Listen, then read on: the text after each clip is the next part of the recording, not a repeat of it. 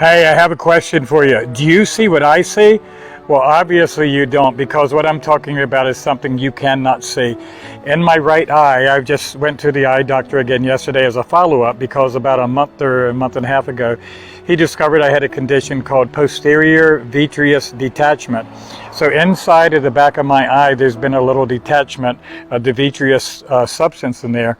And so I will see like fine black lines float by and then move back, and I'll see like a bigger black thing come. And sometimes I actually jump. It looks like sometimes I think a bird's flying at me, or I think that there's a bug about to come into my eye. And people, before I went to the doctor, they might say, well, you're imagining things. That's not true. It's not real. But it is very real. And he was actually able to dilate my pupil and take pictures and say, is this what you see? And I say, oh, that's exactly what I'm seeing. Those lines are what I'm seeing. So only he could see it and only I could see it. But I feel that's the way it is with Jesus sometimes. People say, God is not real. Jesus is not real. You just imagine he's real. He's a figment of your imagination.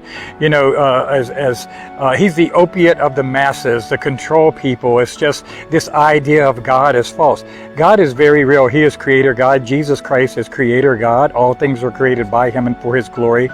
And I can see him with the eyes of my soul. The Holy Spirit has opened up my eyes to see Jesus. I don't mean in physical presence. And people might say, you imagine that God is real. I don't imagine anything.